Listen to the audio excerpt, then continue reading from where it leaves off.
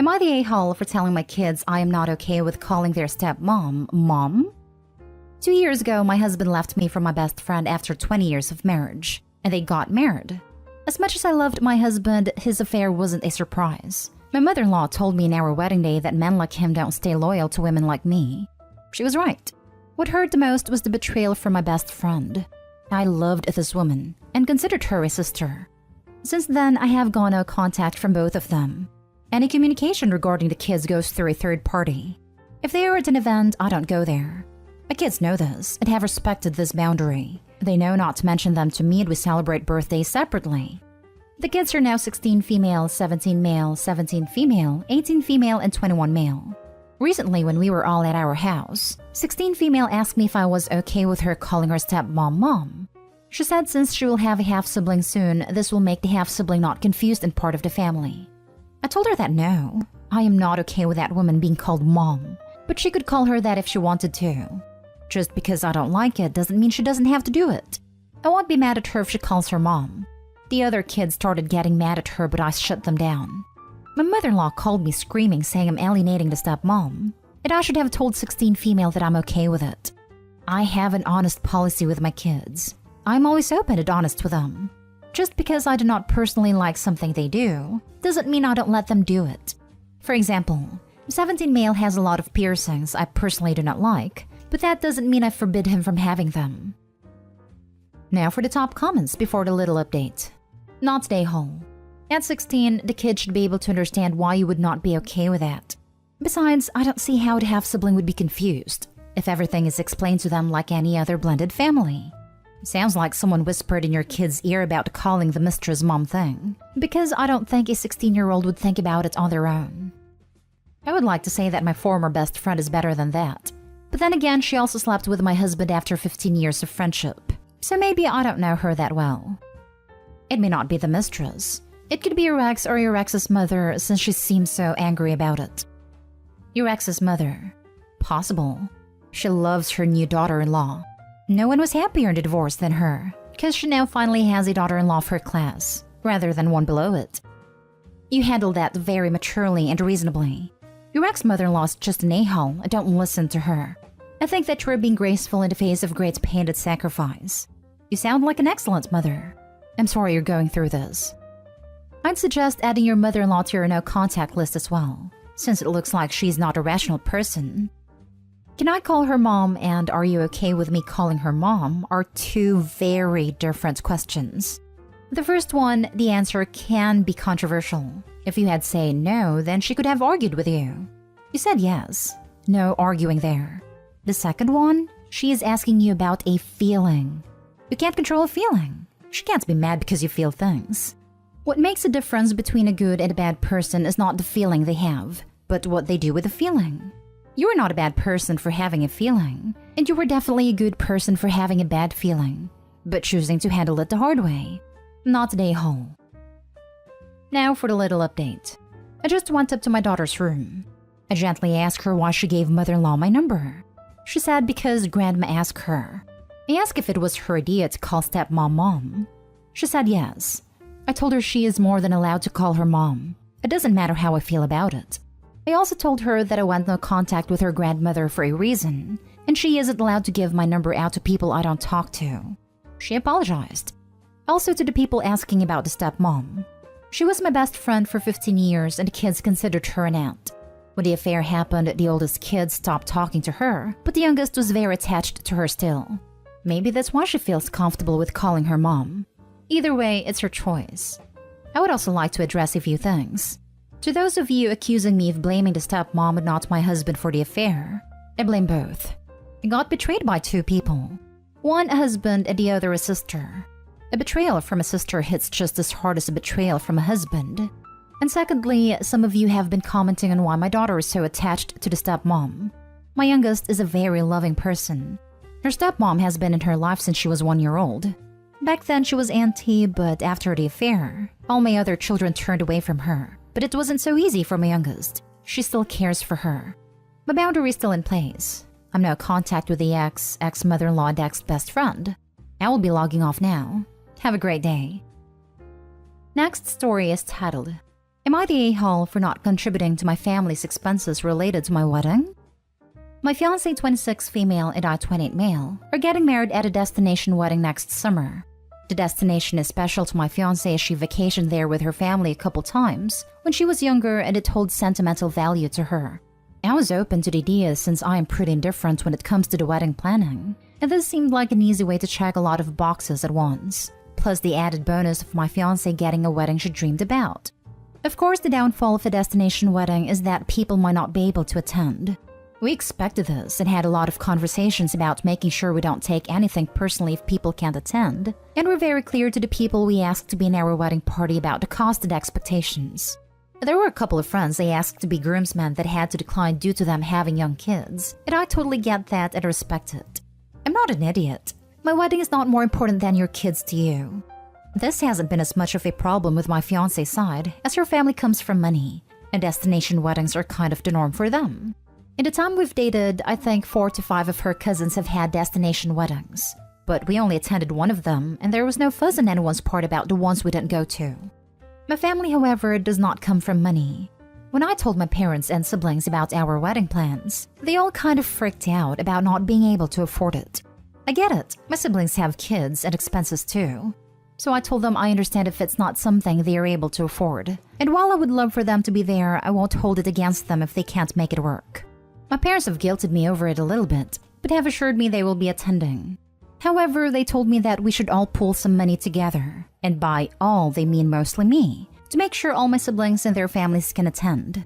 I told them there is pretty much no way I can do that. My 2 sisters got wind of this idea, probably from my mom, and they said that the only way they can attend is if I help pay for at least half of their trips for their whole families, kids included. I kind of laughed at that and told them there is no way I will do that. They said that since I am the one who decided to have a destination wedding, and that it is my responsibility to make sure my family can all attend. I told them that I love them and would love to have them at my wedding, but I am not funding vacations for their entire family. I said the only way I would even consider it would be if it was just them and their spouses, no kids. They said that excluding their kids was not acceptable. They told me that I have turned into a stuck-up a-hole since I got engaged, and I am rubbing my fiancé's money in their faces. They accused me of having a destination wedding on purpose to rub it in their faces that they can't afford something like it. The thing is, you're throwing a wedding that you know your family can't attend financially, but your wife's can. You therefore know that this will be a wedding for your wife's family, not yours. You therefore know that this is symbolic of you choosing and entering a lifestyle in which money divides you from your former family. If your family's presence in your life isn't important for your wedding, there's every reason to believe it won't be important for other events. Your family understands all this, just like you do. You're pretending it's just one day and it's no big deal if they miss it. Like, you won't be offended. Like, your feelings won't be hurt. But that's your way of deflecting the point. It hurts them to watch you choose money over their participation in your life. It hurts them to be excluded from the wedding of their close loved one. You're the a-hole. Take responsibility for leaving your family out of your wedding. It hurts them to watch you choose money over their participation in your life. It hurts them to be excluded from the wedding of their close loved one. Meh, they don't really show much interest in my life anyway. Heck, when my sisters FaceTime me to complain, it was the first time either of them had taken the time to call me in almost 18 months. I am 10 years younger than my older sister and 8 years younger than the other. I have been an afterthought in their lives ever since they started having kids. I don't hold it against them. I get it. Their families are the most important things in their lives. I make sure to send cards for each of their kids on every birthday, gifts for every kid at Christmas. I don't even get a text from them on my birthday. Maybe you're right. Maybe I'm kidding myself into thinking I actually want them there. And this is just my subconscious reminding me that they don't give a f about me unless they think they can get something out of it. But for them to act like they actually care about my important life events kind of makes me laugh now that I think about it. Based on this, not a hole. You're not close and that sucks. But you are doing your due diligence in the relationship and they aren't. The age gap can make sibling relationships more complicated. Everyone sucks here. Yeah, sure, it's your wedding. No, you don't need to pay for anyone to attend. But saying you'd love for them to come is deeply disingenuous when you've set this up, or allowed it to be set up, rather, in a way you know only works for your fiancé and her family. And while I'm not recommending you throw her under the bus, I think you need to stop treating your family like idiots. and just acknowledge you don't actually care whether they're there or not. It's Opie's wedding and they can have it where they damn well please. It's not treating people like idiots or disingenuous to say we would love for you to come but we understand why you might not be able to. Other people's finances aren't their problem and shouldn't dictate their choices. Next story. Am I the a-hole? I went with my friend to a restaurant that was originally reserved for me and my wife. Yesterday was my birthday. My 30 male wife, 28 female, and I had made reservations at this really nice Korean barbecue restaurant for dinner. My wife is also 4 months pregnant. However, her friend wanted to hang out with her and had called her the night before my birthday. My wife said that this was a childhood friend of hers and that she really wanted to spend time with her. I reminded her that it's my birthday, but she just dismissed it, saying my birthday comes every year, but her friend will be leaving for Germany in a few weeks. I told her that she could go after my birthday as well, but she did not listen and just went to a sleepover at her friend's place. I got really mad at her, but instead of waiting for her to return home to talk things out, I asked my friend if he would like to hang out with me. He was fine with it, so we spent the day fishing, grilling, hiking, and went to the Korean barbecue for dinner. When she came home after spending time with her friend, she apologized to me, saying it was an unavoidable circumstance. I told her that it wasn't a problem, and that I spent the day with my best friend. She got mad that I would take him to the restaurant that we had booked for ourselves. I said that it was originally for us, but since she prioritized her friend over me, I took the person who prioritized me on my birthday. She said that I'm controlling and that I shouldn't be deciding who she spends time with. Now she's neither talking to me nor coming out of the room. I think I went too far by telling her whom she should be spending time with. Am I the a-hole? Now for the comments. But you didn't tell her she shouldn't spend time with her friend? You only asked that she not do it on that specific day. What is she talking about? Your wife is playing the victim here. She seems really immature and rude. Not the a-hole. I know. It's funny because she also stated that her friend is leaving in a few weeks, but his birthday is one day. Normal Darvo crap. Damn. Came back to check on this because of the notification. Didn't really know what Darvo was. Googled it and damn. That is freaking Darvo crap. Legit, she is playing victim now to make Opie feel guilty. And it worked. Opie had to write this because he most likely thought he was the a-hole.